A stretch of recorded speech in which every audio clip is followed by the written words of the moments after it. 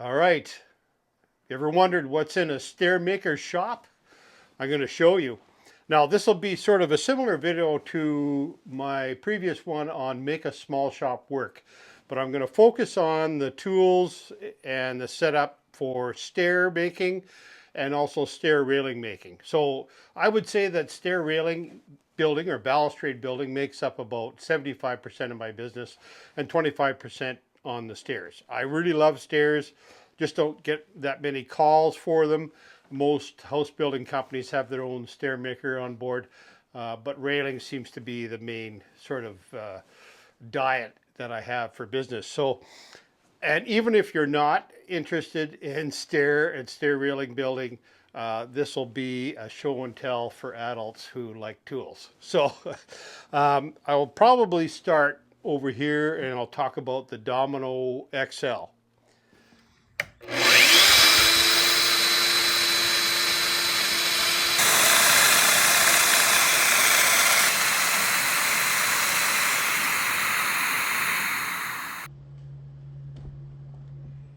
All right, so the Domino XL 700 is probably the favorite tool for me and anybody that's worked with me.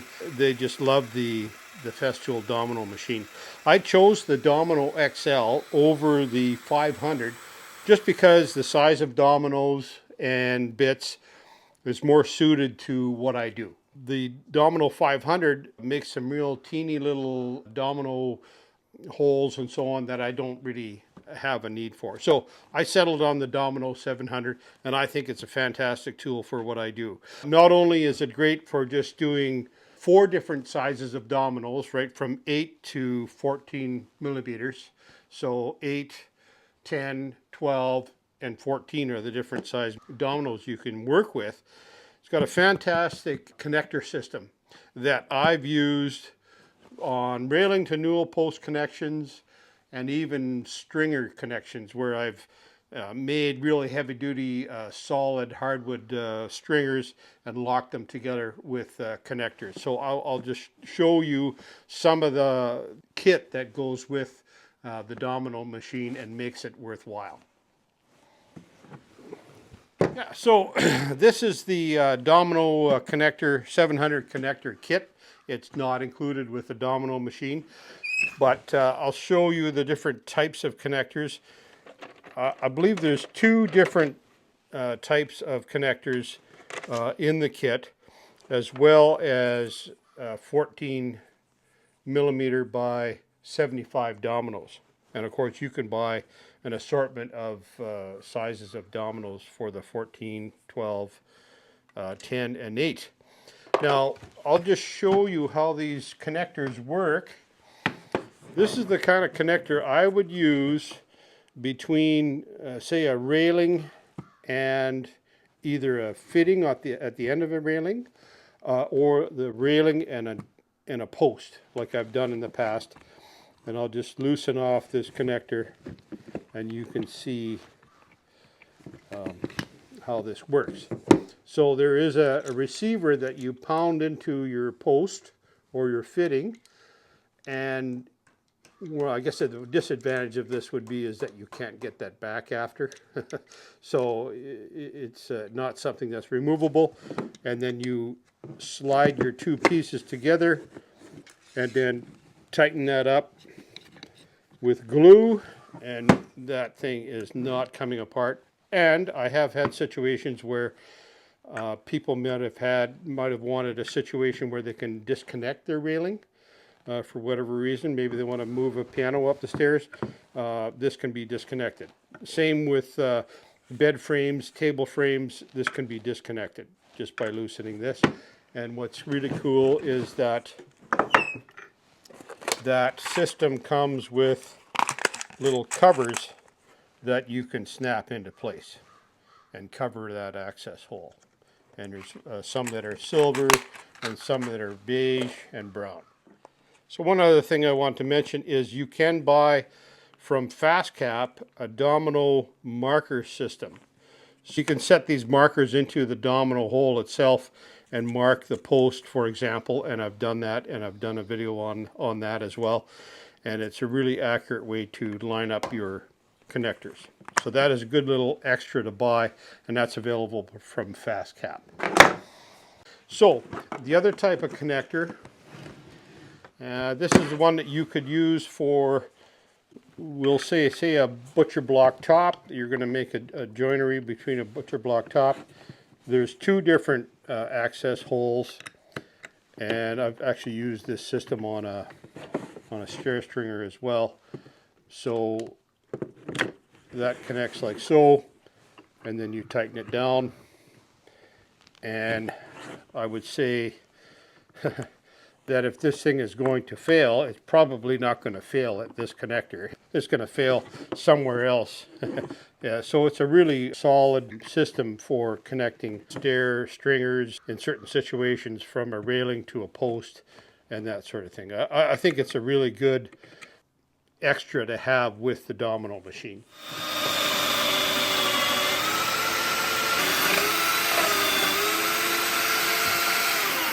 Just hit a button anytime I need and vacuum this in from the end. And once we slide the two pieces together,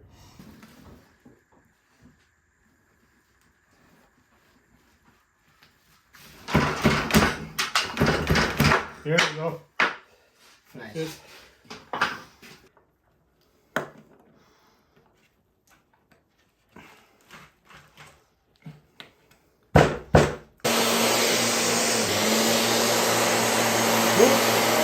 Mentioning a few things with the Domino kit that you buy, you do get a railing fitting for the bottom of the Domino machine, and that comes in handy. You can use the Domino with the fence at 90 degrees or flush, or at any other degree you want. And I use this quite a bit in making railings. When I make up a mitered railing, this is sort of a standard piece of equipment, is the Domino machine with an 8x50 mil Domino, and also I'll use LaMelo Invis, which I'll show you next. All right, so this is the LaMelo Invis, and it's a kit that's available anywhere in the world. It's made in Switzerland, and it works on a system where there's magnetic connectors inside your railings, for example, and the magnet system that you get from LaMelo will turn this connector hidden inside the wood.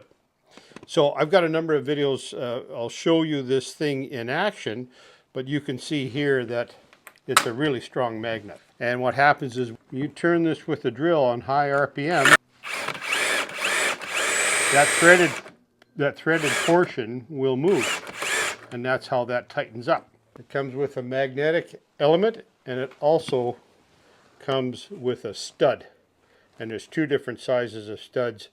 Most joints I use the smaller one, and other times I use the larger stud. Now, speaking of larger studs, I've got Alden, my former helper and main man, doing the filming. And he does a great job. We're good friends. We fish together. And he's got an apprenticeship with a house building company.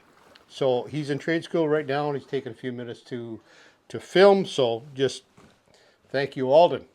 Anyway, so that is the LaMelo Invis. I will show you when I build railings how I combine the Domino with the LaMelo Invis. And they make a really good marriage, we'll say, for making connections and railings that are never going to fail, I would say.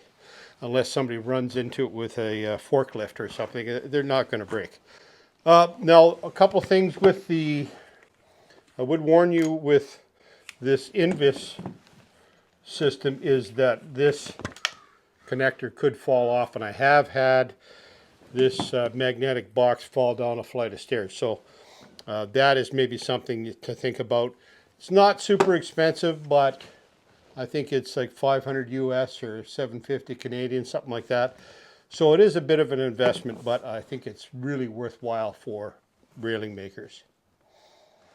All right, so now I'm going to talk a little bit about stair building equipment. I would say routers are obviously something that you're going to have to invest in. I chose the Festool line of routers, but I have used other kind of routers. They all work, the same. This 2200 I bought specifically for routing out house stringer staircases, and it works really good. If you're familiar with Festool, what's different about the Festool 2200 is that it has to be plugged into a separate outlet than your vacuum system, just because it draws so many amps of power. But it is just a workhorse of a router. I also have a 1400. This would be a good all-around router if you were just going to buy one, because it will hog out house stringer no problem. And then this is the Festool 1010, and usually use this for doing nosings and that sort of thing on staircases and railings, chamfering edges. But it also works, sometimes I'll use two different routers, the smaller one for just doing the nosings on the stair jigs. I make my own stair jigs. Most carpenters, I think, make their own. You can buy stair jigs, but I think that's just really a good way to build them is use 3/4 MDF. And what I'll do is I'll make a master, and then I'll make copies of it, because inevitably you'll put a nick in the template and it's no good anymore. There's a couple of different templates here on my bench. And when I do that kind of stair work, I use this little track system from Craig to clamp down my materials. So I have one on this side, one on this side of these tracks, and they work really good. So when you're routing out house stringers, you're definitely going to want a vacuum system connected. Otherwise, you'd never be able to see what you're doing. And I have a cyclone separator on this Festool MIDI over here in this corner, and this will collect a lot of the heavier sawdust. And I've used a larger gauge hose as well, because the large chips can get plugged up in the smaller hose. Now, having mentioned vacuum systems, I've got a CT36 here that I used on my sanding table, and I can also wheel that around, and it has an arm on it when I'm routing out stair stringers, and that is a real handy system. It's got a Bluetooth on it, and I think the Bluetooth is really a good option.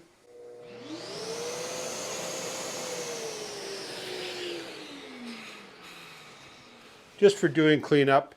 And I also have another Festool MIDI that has a Bluetooth system on it, and definitely is something you want to use when you're using the Domino machine as well. So those pieces of equipment are really handy for Festool system. Now, as far as assembly goes, my smaller sets of stairs, up to 8-foot long stringers, I'll assemble just in this area. I'll set up some drywall aluminum sawhorses with a 1-inch MDF base, and then I'll make sure that the stairs go together on a completely flat surface. The rest of the time I will use my outfeed table and my area where my saw is for my assembly area. And a lot of times, I should point this out, is that if I'm making a really big set of stairs, I generally make up the stringers and then all the treads, risers, wedges, and all that stuff in the shop, and I go to the job site and assemble the stairs there. So one of the limitations of this shop is that even though this work area, the saw and the outfeed table combined is 9.5 feet long, you got to do things in stages. So once this is all cleared off, I can use it as a work surface, whether I'm sanding, staining, or assembling materials, but I can't use it at the same time as a saw area. So that's one of the limitations. That said, I did do a set of stair stringers that were 18 feet long, believe it or not, and the tails of them sat over on that far bench over there. All right, so obviously a stair shop is just like any other workshop. You got to have the basic tools. So You're going to have to invest in a table saw. A thickness planer is a really good thing to have.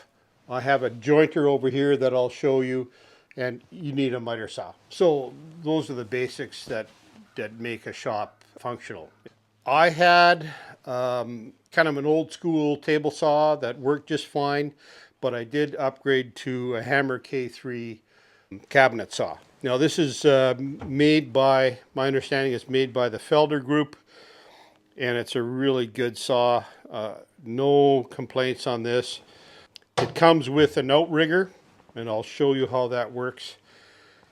It has also a crosscut fence.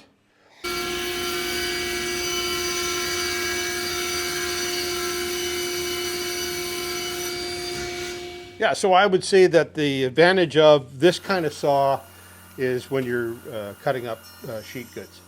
So if you did nothing but stairs, you may not need this kind of saw. But if you do a little bit of cabinet work, this is where this saw really shines.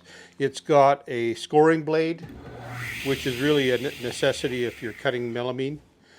And that's what most cabinets are made of, at least around here.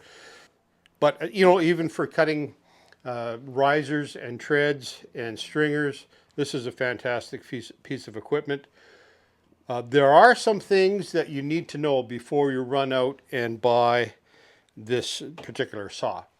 One is that this is an 80-inch track, not a 100-inch track. And the difference is, with my crosscut fence, I'm limited to 80 inches. So I can't use my crosscut fence and rip an 8-foot sheet of plywood. I can rip an 8-foot sheet of plywood just by standing over here in this corner and pushing the sheet good through using this fence, and it's just like your regular table saw. So that is a limitation, but I'm also limited in space here. So, I mean, they make huge 10-foot sliders on some of the Felder saws. The other thing that you should know is that if you're converting over to this type of saw, it has a different configuration for your blades. So it has these 2 pegs on here. If you have a whack of 10 and 12-inch blades and you don't have this, they're obsolete, or you have to send them away to a machine shop to get them drilled out. So that is something to remember. And the reason is this saw shuts off really fast. It's not like a saw stop where it stops instantly, but it slows down really fast. And apparently this is engineered so the blade doesn't loosen when you stop it. And I picked that up from Jason Bent, who has a great YouTube channel, and he explained that on one of his videos. So if you want a more complete video on the Hammer K3, that's a good place to go. Just check that out. But I would say I really love this saw, and it's really nice to run. Sometimes I'm using 1-inch plywood on this saw, and it's really nice to have this slider. Really a big advantage.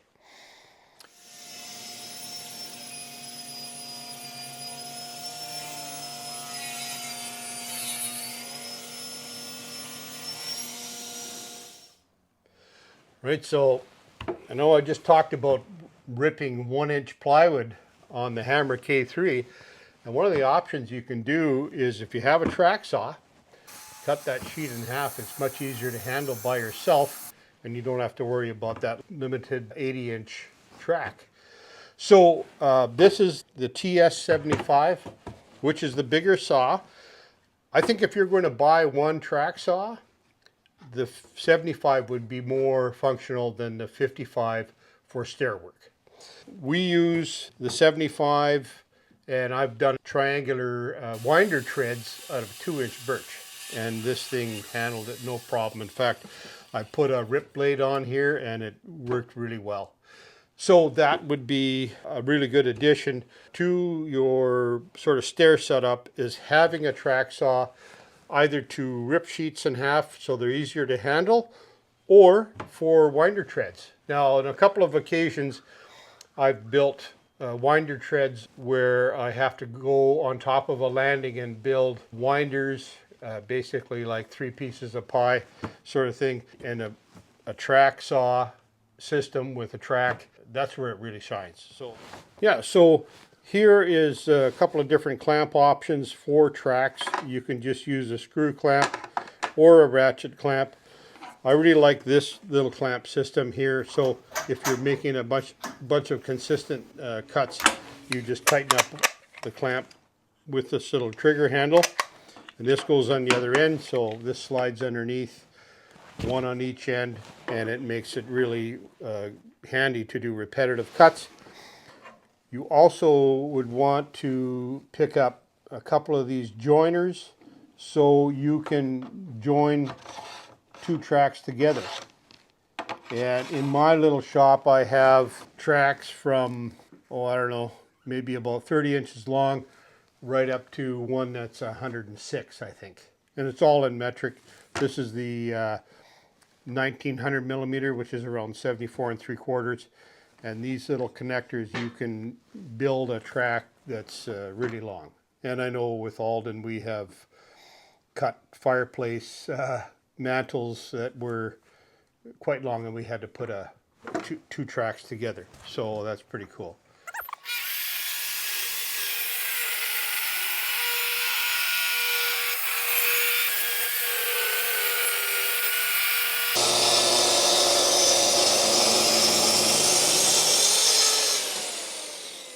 Okay, I use this MFT table here for a lot of different jobs. I also take it to the job site, and I'll probably do a different video on what's kind of in my toolbox when I go on the road. But the MFT table is really handy. I use it as my sanding table, as I mentioned. I use the Festool RO150 sander for heavier work with stringers and custom stair treads.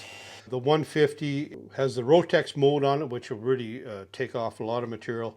I also use this table in conjunction with my stackable clamps from R&R Clamp. These things are really handy for making up stair treads. Fits into a track that's on the workbench. But I like this little system. I can just lay a couple of pieces of MDF down on the table, and I can, clamp up some stair treads right on this table. I also have, I think this is called a Pro 5. It's a limited edition sander. It is a random orbital. This RO150 also has the random orbital option on it as well. I do have a RO90 as well that I bring to the job site and use it here as well. Yeah, so if you're building stairs, you're definitely going to need an assortment of clamps. And the Bessie clamps are a real good system to use. Also some of these old school clamps that really work well. And I've got a number of pipe clamps up here that I can use for stair building and also door building and all that sort of thing. So clamps is something you're going to have to invest in. Right, so I use a Craig Foreman for doing pocket holes in my risers and sometimes in my treads as well when I'm stair building. And this is really a good machine, and you can just pump out a whole lot of pocket holes in a short period of time. Now I will caution you that the one thing you can do is if you set this up wrong, you can drive that bit right through your fence. So just make sure when you set up, I always take a little measurement here, and I make sure that my fence is 17 inches back from the front edge of the machine. Otherwise you could actually punch a hole through that fence. But this I use a lot when I'm doing my stairs. I like using pocket screws and glue on the tread and riser connections just because it's really strong. I'm going to install a Irwin Record vise probably into this location here, and that's just a really good thing to have in any shop. Over here I've got a miter saw, I've got the Capex, and again I will use that in conjunction with my Hammer K3 to cut my stair treads and risers. I do have a little Craig track here that's very accurate, and you know what, to dumb things down a bit, sometimes I'll just use a piece of railway track to make my shorter cuts. Just sort of a kind of guy where I keep it simple whenever I can. One of the reasons I bought the Capex saw, other than my affinity for Festool stuff, is that it can go close to the wall. Yeah, there is another miter saw that you can use closer to a wall, and that is the Bosch. And it has an articulating arm, and I've seen it in action, and it's also a good option. And underneath, I've just got a rigid vacuum with a Festool hose, and it's on a relay so that once I fire up my saw, the vacuum will kick on. Jointer, and this I'll just drag out and use to joint particularly custom stair treads. And this is kind of one of the latest additions in my shop is this King 5/8 hollow chisel mortiser. And it's one of those things where I didn't really know I needed one until I picked up this used mortiser. I did a review on it, and I've done a couple of videos where I've shown how I use this mortiser and in conjunction with 1/2-inch steel balusters on my railing systems, and I really like it. It's a really good company, Canadian company. They sent me this hat. That's really cool, and I just think it's a nice little piece of equipment. And again, I can move this around in the shop wherever I need to put it. Over here is my bandsaw, and I've got it on wheels. I like to use this for making my stair wedges, and I actually like how the bandsaw will leave, you know, like a sort of a bandsaw pattern on your wedge, which I think will hold really well once you drive it into place on your stairs in conjunction with glue. So I like a bandsaw for making wedges more than I do a table saw. I just think it's less chance of hurting yourself on a bandsaw than on a table saw. I could be wrong, but it's a really nice little system.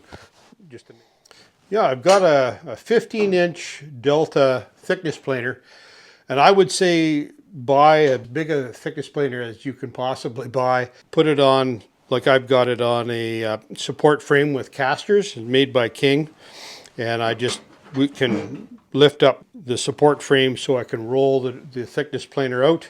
So yeah, it's a really good piece of equipment, especially when you get into making custom treads and all sorts of different finishing work. I've got a Delta vacuum system that is connected to my Hammer K3, and I can also connect it to my jointer planer. It has the same 4-inch outlet. I don't have any kind of dust collection system for the Delta. I guess I'd have to make some kind of a shroud to pick up all the sawdust, and that does make a huge mess when you do run things through the thickness planer. All right, so I do think a router table is a really functional piece of equipment for a stair and railing shop. I think it's really provides a lot of options. Right now, this router table is sort of in disrepair. I've got a problem with this Porter cable router, and what happens is this is an adjustable router. So how that works is that sits underneath the table, and I'm able to raise and lower the router very easily. But this little connection here, this falls out, and then it no longer will tighten up. So this is kind of a fault of this router. So I'd be looking for advice on if you know of a repair for this, or if you can recommend a different type of router. I have a possibility of buying a Jessam router table used, so that might be an option, just replace the whole system altogether. So I'll end on that note. One of the things I wanted to mention to you is if you have questions about any of the pieces of equipment that I've shown you, by all means drop me a comment. I think when I was buying all these different things, I was always, researching about which one is the best for what I do. And there's a lot of little things you should know if you're looking at a router, for example. And all these different pieces of equipment are really costly. So I think it's really important as carpenters to sort of think about your budget and also think about what your direction is in your business, because if you're going to focus on a certain area of carpentry, then you want to slide your budget more in that direction. And also, how do I put this? Think about if there's bigger pieces of equipment that are going to require more funds. Like if I had room for a shaper, for example, I'd love to have a shaper. I don't have room, but I'd rather have a shaper than a lot of these little tools, if you know what I'm talking about. So prioritize your budget in accordance to where you're going to go with your business or your hobby. That would be my advice. So thanks for watching. Please leave a comment if you enjoyed the video, and if you have any questions or suggestions, please do that, and we'll see you on the next video. Take care.